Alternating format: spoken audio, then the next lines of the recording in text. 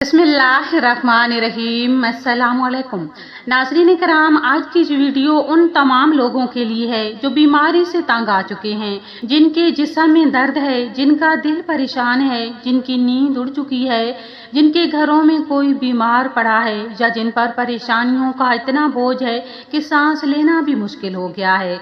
अगर तुम रात को दर्द की वजह से सो नहीं पाते, अगर डॉक्टरों के पास जाते जाते थक चुके हो, दवाइयों से कोई फायदा नहीं हो रहा, तो परेशान ना हो। आज की ये वीडियो सिर्फ आपके लिए है। वीडियो को मुकम्मल देखिए, बीच बीच से स्किप मत कीजिएगा। नाजरीन, आज की हमारी ये वीडियो अल्लाह तबारक ताला के 3 बहुत ही प्यारे और निहायत ही बाबरकत अस्माए मुबारका पर मुश्तमिल है। पहले हम इन अस्माए मुबारका की फजीलत बयान करेंगे, ताकि फजीलत सुनकर ये अमल करने पर आपका दिल पुख्ता हो जाए।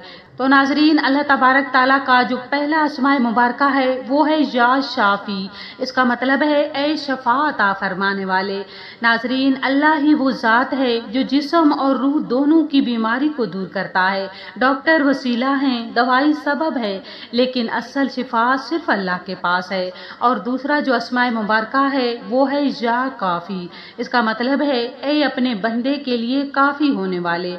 जब अल्लाह किसी बंदे के लिए काफ़ी हो जाए तो फिर किसी और की हाजत बाकी नहीं रहती। वो तन्हाई दूर करता है, दिल को सहारा देता है और बेचैनी को सुकून में बदल देता है। और जो तीसरा अस्माए मुबारका है वो है या मुआफ़ी।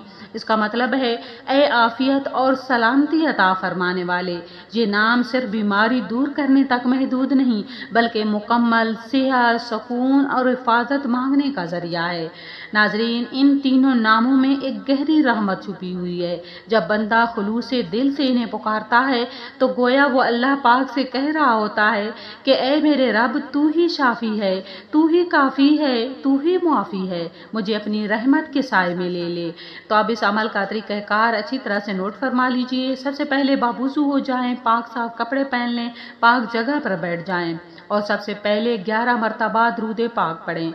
फिर ये अस्माए मुबारका या शाफी, या काफ़ी, या मुआफ़ी, इन अस्माए मुबारका को 111 मरतबा पढ़ें।